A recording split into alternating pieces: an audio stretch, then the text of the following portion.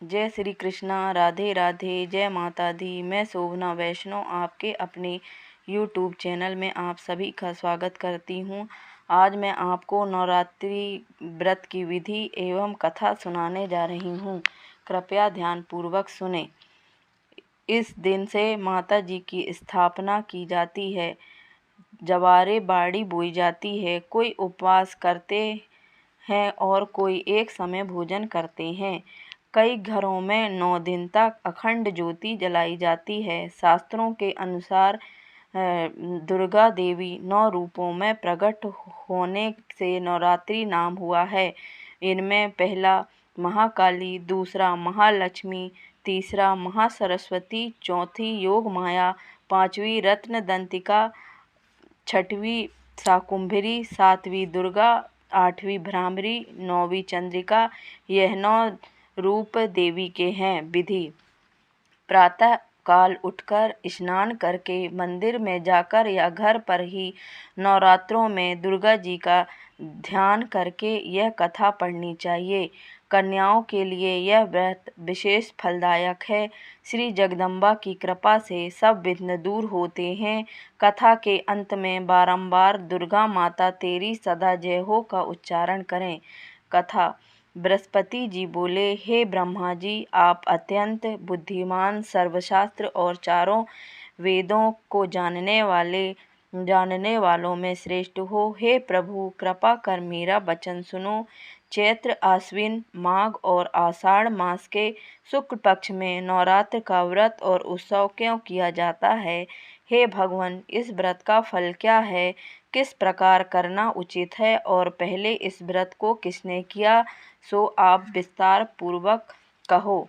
बृहस्पति जी का ऐसा प्रश्न सुनकर ब्रह्मा जी कहने लगे कि हे बृहस्पति, प्राणियों का हित करने की इच्छा से तुमने बहुत ही अच्छा प्रश्न किया है।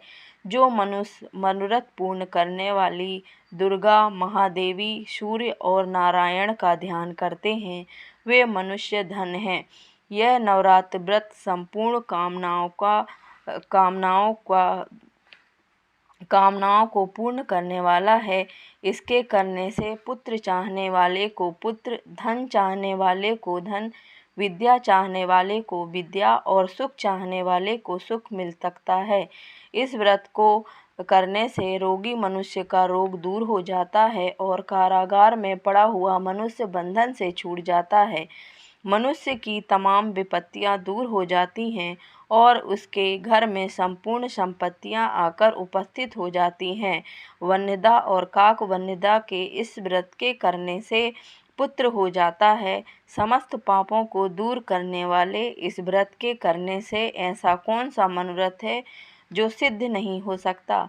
जो मनुष्य इस अलभ्य अनमनुष्य देह को पाकर भी नवरात्र व्रत नहीं करता है, वह माता पिता से हीन हो जाता है, अर्थात उसके माता पिता मर जाते हैं और वह अनेक दुखों को भोगता है। उसके शरीर में कुष्ठ हो जाता है और अंगहीन हो जाता है। उसके संतान उत्पत्ति नहीं होती। इस प्रकार वह मूर्ख अनेक दुख भोगता है। इस व्रत को न करने वाला निर्दयी मनुष्य धन और धान्य से रहित हो भूख और प्यास के मारे पृथ्वी पर घूमता है और गूंगा हो जाता है। जो सुहागन स्त्री भूल से इस व्रत को नहीं करती है, वह पति से हीन होकर नाना प्रकार के दुखों को भोगती है। यदि व्रत करने वाला मनुष्य सारे दिन का उपवास न कर सके तो एक समय भोजन करे और उस दिन बांधवों सहित नवरात्रि व्रत की कथा श्रवण करे। हे बृहस्पति, जिसने पहले इस महाव्रत को किया, उसका पवित्र इतिहास मैं तुम्हें सुनाता हूँ। तुम सावधान होकर सुनो। इस प्रकार ब्रह्मा जी के वचन सुनकर बृहस्पति बोले, हे ब्राह्मण मनुष्यों का कल्याण करने वाले, इस व्रत के इतिहास को मेरे लिए कहो। मैं सावधान होकर सुन रहा हूँ। आपकी शरण में आए हुए मुझ पर कृपा करो। ब्रह्मा जी बोले, पीड़ित नाम के मनोहर नगर में एक अनाथ नाम का ब्राह्मण रहता था। वह भगवती दुर्गा का परम भक्त था। उसके संपूर्ण सद्गुणों से युक्त मानो ब्रह्मा की सबसे पहली रचना हो, ऐसी यथार्थ नाम वाली सुमति नाम की एक अत्यंत सुंदर कन्या पैदा हुई। वह कन्या सुमति अपने घर के बालकपन में अपनी सहेलियों के साथ क्रीड़ा करती हुई इस प्रकार बढ़ने लगी जैसे शुक्ल पक्ष में चंद्रमा की कला बढ़ती है। उसका पिता प्रतिदिन दुर्गा की पूजा और होम किया करता था। उस समय वह भी नियम से वहाँ उपस्थित होती थी। एक दिन सुमति अपनी सखियों के साथ खेलने लग गई और भगवती के पूजन में उपस्थित नहीं हुई। उसके पिता को पुत्री की ऐसी असावधानी देखकर क्रोध आया और पुत्री से कहने लगा कि हे दुष्ट पुत्री, आज प्रभात से तुमने भगवती का पूजन नहीं किया, इस कारण मैं किसी कुष्ठी और दरिद्र मनुष्य के साथ तेरा विवाह करूँगा। इस प्रकार कुपित पिता के वचन सुनकर सुमति को बड़ा दुख हुआ और पिता से कहने लगी कि हे पिताजी, मैं आपकी कन्या हूँ, मैं सब तरह से आपके अधीन हूँ, जैसी आपकी इच्छा हो वैसा ही करो। रोगी, कुष्ठी अथवा और किसी के साथ जैसी तुम्हारी इच्छा हो मेरा विवाह कर सकते हो। होगा वही जो मेरे भाग्य में लिखा है, मेरा तो इस पर पूर्ण विश्वास है। मनुष्य ना जाने कितने मनोरथों का चिंतन करता है, पर होता वही है जो भाग्य में विधाता ने लिखा है। जो जैसा करता है उसको फल भी उसके कर्म के अनुसार ही मिलते हैं, क्योंकि कर्म करना मनुष्य के अधीन है पर फल देव के अधीन है। जैसे अग्नि में पड़े हुए तृणादि उसको अधिक प्रदीप्त कर देते हैं, उसी तरह अपनी कन्या के ऐसे निर्भयता से कहे हुए वचन सुनकर उस ब्राह्मण को और भी अधिक क्रोध आया। तब उसने अपनी कन्या का एक कुष्ठी के साथ विवाह करा दिया और अत्यंत क्रुद्ध होकर पुत्री से कहने लगा कि जाओ जाओ, जल्दी जाओ, अपने कर्म का फल भोगो। देखें केवल भाग्य भरोसे पर रहकर तुम क्या करती हो। इस प्रकार से कहे हुए पिता के कटु वचनों को सुनकर सुमति अपने मन में विचार करने लगी, अहो मेरा बड़ा दुर्भाग्य है जिससे मुझे ऐसा पति मिला। इस तरह अपने दुख का विचार करती हुई सुमति अपने पति के साथ वन को चली गई और भयानक वन में कुशायुक्त उस स्थान पर उन्होंने वह रात बड़े कष्ट से व्यतीत की। उस गरीब बालिका की ऐसी दशा देखकर भगवती पूर्व पुण्य के प्रभाव से प्रकट होकर सुमति से कहने लगीं कि हे दीन ब्रह्माणी, मैं तुम पर प्रसन्न हूँ, तुम जो चाहो वरदान मांग सकती हो, मैं प्रसन्न होने पर मनवांछित फल देने वाली हूँ।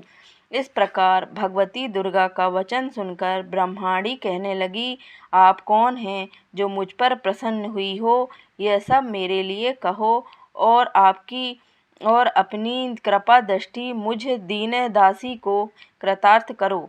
ब्रह्माणी का ऐसा वचन सुनकर देवी कहने लगी, मैं आदि शक्ति हूँ और मैं ही ब्रह्मा, विद्या और सरस्वती हूँ।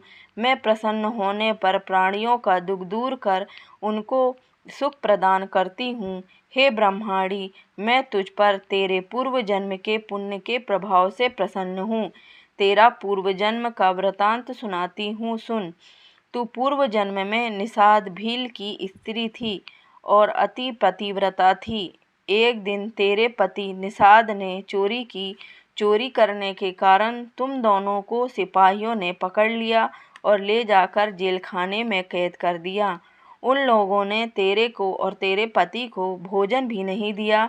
इस तरह नवरात्र के दिनों में तुमने ना तो कुछ खाया और ना ही जल पिया, इसलिए 9 दिन तक नवरात्र का व्रत हो गया। हे ब्रह्माणी, उन दिनों में जो व्रत हुआ उस व्रत के प्रभाव से प्रसन्न होकर मैं तुम्हें मनवांछित वस्तु दे रही हूँ। तुम्हारी जो इच्छा हो सो मांगो। इस प्रकार दुर्गा जी के कहे हुए वचन सुनकर ब्रह्माणी बोली, अगर आप मुझ पर प्रसन्न हैं तो हे दुर्गे, आपको प्रणाम करती हूँ। कृपा करके मेरे पति के कोढ़ को दूर करो। देवी कहने लगी, उन दिनों में जो तुमने व्रत किया था, उस व्रत के एक दिन का पुण्य अपने पति का कोढ़ दूर करने के लिए अर्पण करो। मेरे प्रभाव से तेरा पति कोढ़ से रहित हो और सोने के समान शरीर वाला हो जाएगा। ब्रह्मा जी बोले। इस प्रकार देवी का वचन सुनकर वह ब्रह्माणी बहुत प्रसन्न हुई और पति को निरोग करने की इच्छा से ठीक है ऐसे बोली। तब तक उसके पति का शरीर भगवती दुर्गा की कृपा से कुष्ठहीन होकर अति कांतियुक्त हो गया, जिसकी कांति के सामने चंद्रमा की कांति भी क्षीण हो जाती है। वह ब्रह्माणी पति की मनोहर देह को देखकर देवी को अति पराक्रम वाली समझकर स्तुति करने लगी कि हे दुर्गे, आप दुर्गत को दूर करने वाली, तीनों जगत का संताप हरने वाली, समस्त दुखों को दूर करने वाली, रोगी मनुष्य को निरोग करने वाली, प्रसन्न होने पर मनवांछित वस्तु को देने वाली और दुष्ट मनुष्य का नाश करने वाली हो। तुम ही सारे जगत की माता हो और पिता हो। हे अम्बे, मुझ अपराध रहित अबला की मेरे पिता ने कुष्ठ रोगी के साथ विवाह कर मुझे घर से निकाल दिया। उसकी निकाली हुई पृथ्वी पर घूमने लगी। अब आपने ही मेरा इस आपत्ति रूपी समुद्र से उद्धार किया है। हे देवी, आपको मैं प्रणाम करती हूँ, मुझ दीन की रक्षा करो। ब्रह्मा जी बोले कि हे बृहस्पति, इस प्रकार उस सुमति ने मन से देवी की बहुत स्तुति की। उससे की हुई स्तुति सुनकर देवी को बहुत संतोष हुआ और ब्रह्माणी से कहने लगी कि हे ब्रह्माणी, तुम्हारे उदयलय नाम का एक अति बुद्धिमान, धनवान, कीर्तिमान और जितेंद्रिय पुत्र शीघ्र ही होगा। ऐसे कहकर वह देवी उस ब्रह्माणी से फिर कहने लगी कि हे ब्रह्माणी, और जो कुछ तेरी इच्छा हो वही मनवांछित वस्तु मांग सकती है। ऐसा भगवती दुर्गा का वचन सुनकर सुमति बोली, हे भगवती दुर्गे, अगर आप मेरे ऊपर प्रसन्न हैं तो कृपा कर मुझे नवरात्रि विधि बताइए। दयावती, जिस विधि से नवरात्र व्रत करने से आप प्रसन्न होती हैं, उस विधि और उसके फल का मेरे लिए विस्तार से वर्णन करें। इस प्रकार ब्रह्माणी के वचन सुनकर दुर्गा कहने लगीं कि हे ब्रह्माणी, मैं तुम्हारे लिए संपूर्ण पापों को दूर करने वाली नवरात्र विधि को बतलाती हूँ, जिसको सुनने से तमाम पापों से छूटकर मोक्ष की प्राप्ति हो जाती है। अश्विन मास के शुक्ल पक्ष की प्रतिपदा से लेकर 9 दिन तक विधि पूर्वक व्रत करें। यदि दिन भर का व्रत न कर सकें तो एक समय का भोजन करें। पढ़े लिखे ब्राह्मणों से पूछकर घट की स्थापना करें और वाटिका बनाकर उसको प्रतिदिन जल से सींचें। महाकाली, महालक्ष्मी और महासरस्वती की मूर्तियां बनाकर उनकी नित्य विधि सहित पूजा करें और पुष्पों से विधि पूर्वक अर्घ्य दें। बिजौरा के फूल से अर्घ्य देने से रूप की प्राप्ति होती है। जायफल से कीर्ति, दाग से कार्य की सिद्धि होती है। आंवले से सुख और केले से भूषण की प्राप्ति होती है। इस प्रकार फलों से अर्घ्य देकर यथाविधि हवन करें। खांड, घी, गेहूँ, शहद, जौ, तिल, बिंब, नारियल, दाख और कदम्ब, इनमें से हवन करें। गेहूँ होम करने से लक्ष्मी की प्राप्ति होती है। खीर व चंपा के पुष्पों से धन और पत्तों से तेज और सुख की प्राप्ति होती है। आंवले से कीर्ति और केले से पुत्र की प्राप्ति होती है। कमल से राज सम्मान और दाखों से सुख संपत्ति की प्राप्ति होती है। खांड, घी, नारियल, शहद और जौ, तिल, इनसे तथा फलों से होम करने से मनवांछित वस्तु की प्राप्ति होती है। व्रत करने वाला मनुष्य इस विधान से होम कर आचार्य को अत्यंत नम्रता के साथ प्रणाम करे और यज्ञ की सिद्धि के लिए उसे दक्षिणा दे। इस महाव्रत को पहले बताई हुई विधि के अनुसार जो कोई करता है, उसके सब मनोरथ सिद्ध हो जाते हैं, इसमें तनिक भी संशय नहीं है। इन 9 दिनों में जो कुछ दान दिया जाता है, उसका करोड़ों गुना मिलता है। इस नवरात्र के व्रत करने से अश्वमेघ यज्ञ का फल मिलता है। हे ब्रह्माणी, इस संपूर्ण मनोकामनाओं को पूर्ण करने वाले उत्तम व्रत को तीर्थ, मंदिर अथवा घर में ही विधि के अनुसार करें। ब्रह्मा जी बोले कि हे बृहस्पति, इस प्रकार ब्रह्माणी को व्रत की विधि और फल बतलाकर देवी अंतर्ध्यान हो गईं। जो मनुष्य या स्त्री इस व्रत को भक्ति पूर्वक करता है वह इस लोक में सुख पाकर अंत में दुर्लभ मोक्ष पाता है। हे बृहस्पति, यह दुर्लभ व्रत का महत्व मैंने तुम्हारे लिए बतलाया है। ऐसा ब्रह्मा जी के वचन सुनकर बृहस्पति जी आनंद के कारण रोमांचित हो गए और ब्रह्मा जी से कहने लगे, हे ब्रह्मा जी, आपने मुझ पर अति कृपा की जो अमृत के समान इस नवरात्रि व्रत का महात्म्य बताया। हे प्रभु, आपको बिना और कौन इस महत्व को सुना सकता है। ऐसे बृहस्पति जी के वचन सुनकर ब्रह्मा जी बोले, हे बृहस्पति, तुमने सब प्राणियों का हित करने वाले इस अलौकिक व्रत को पूछा है, इसलिए तुम धन्य हो। यह भगवती शक्ति संपूर्ण लोकों का पालन करने वाली है। इस महादेवी के प्रभाव को कौन जान सकता है। बोलिए दुर्गा माता की जय। अगर आपको मेरे द्वारा सुनाई गई कथा अच्छी लगी हो तो कृपया कर लाइक करें, शेयर करें और सब्सक्राइब करें। धन्यवाद।